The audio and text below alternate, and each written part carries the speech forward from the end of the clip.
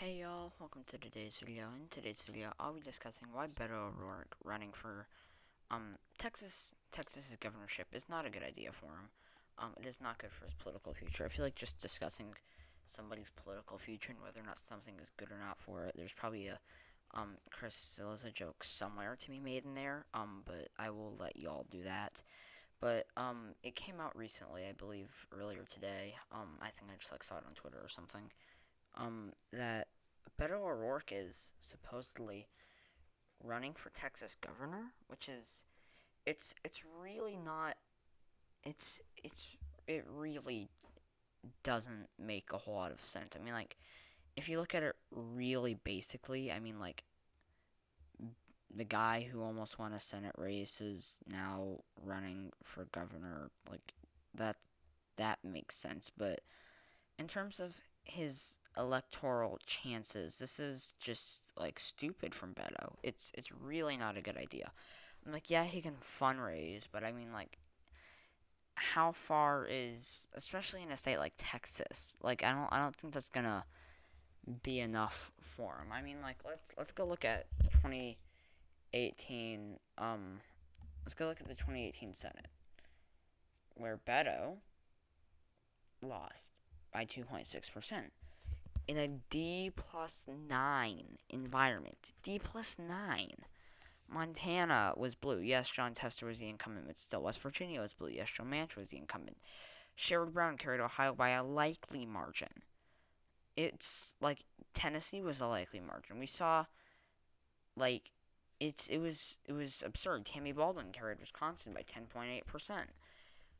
We saw ridiculously large margins for Dems, but also ridiculously good margins for Dems.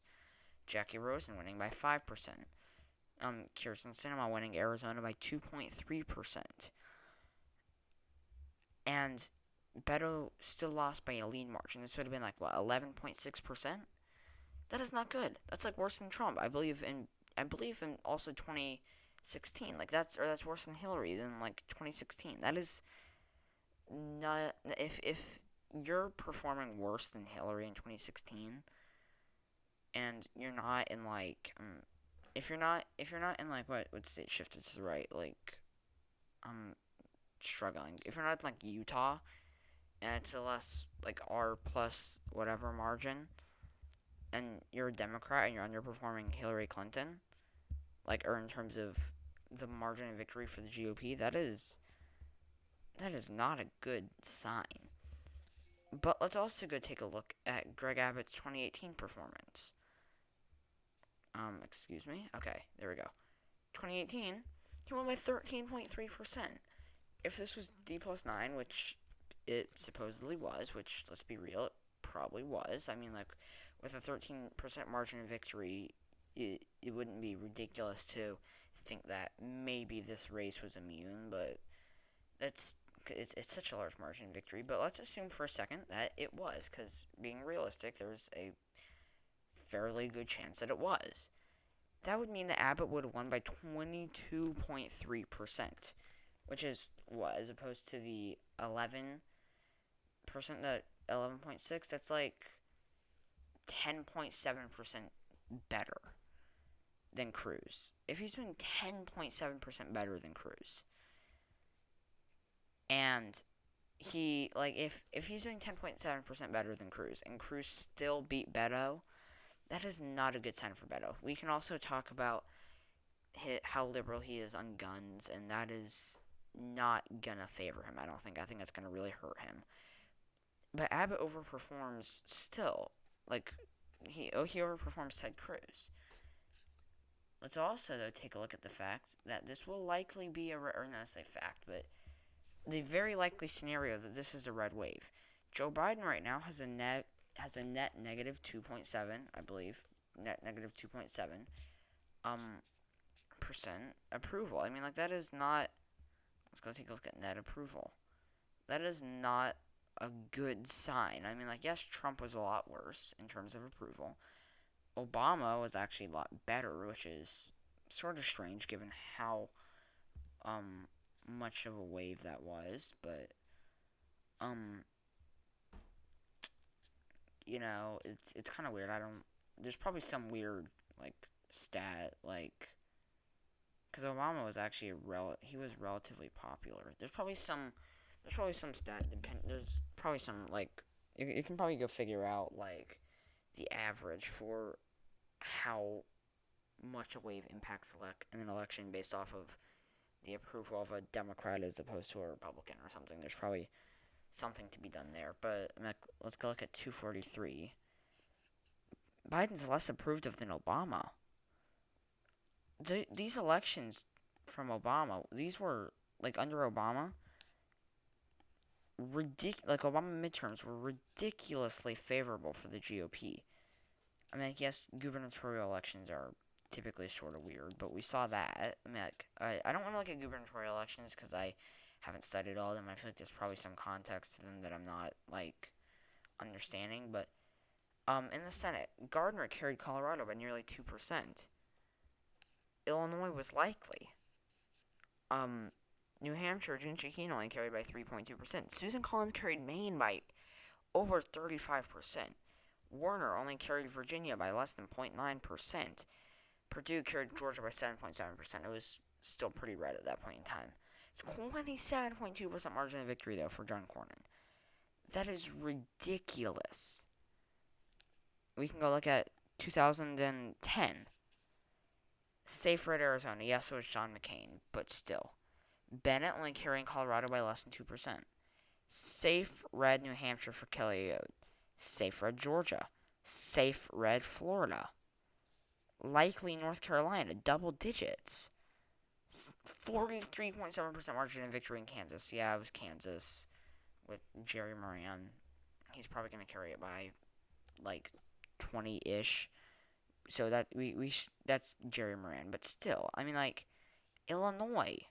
This was, like, okay, I did not see for a second that Toon was not running against anybody, and that was very weird. Okay, that makes sense that he actually ran against people. And okay, likely Connecticut. But I think that like, given how, like, Biden is more unpopular than Obama. He has been. And that was such a ridiculously unfavorable election for those elections were so ridiculously unfavorable in the Senate for Obama. And once again, there's probably context for the gubernatorial elections, but they were so unfavorable for Obama. I think that Biden is not in a great place right now. I think that he will get more popular. I don't know that he's ever gonna regain a net positive approval. I think it's definitely within reach, but I think it's probably hard. I think that Biden admin is just in a, like, a rough position right now. I think a lot of stuff that's going to hurt their approval is happening, like, very close to each other. But still, that is not encouraging for that should not at least be encouraging for Joe Biden. For the Democrats in general. And Beto still lost. In a blue wave, he still lost. How when it's a red wave against a candidate that we've seen will likely do, like, 10.7% better-ish. That's probably a bit of a rough number.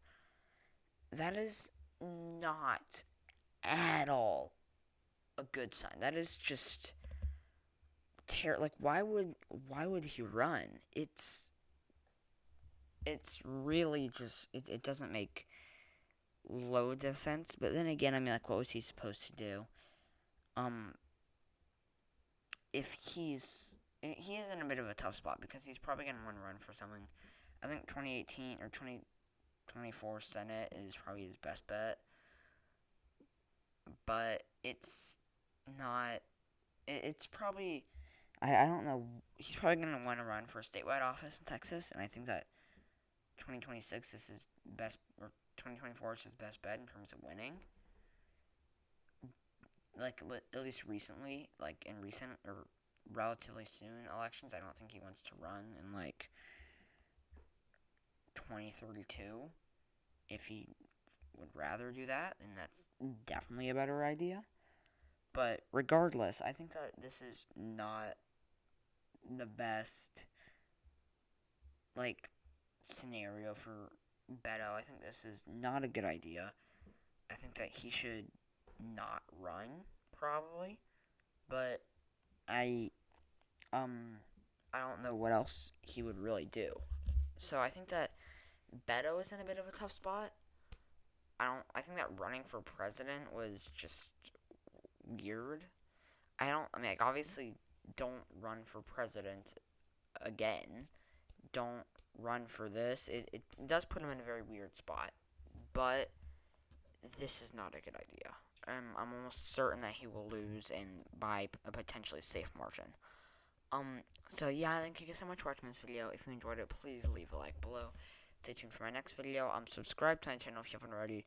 Please comment your suggestions down below, and I hope to see you all in my next video. Bye!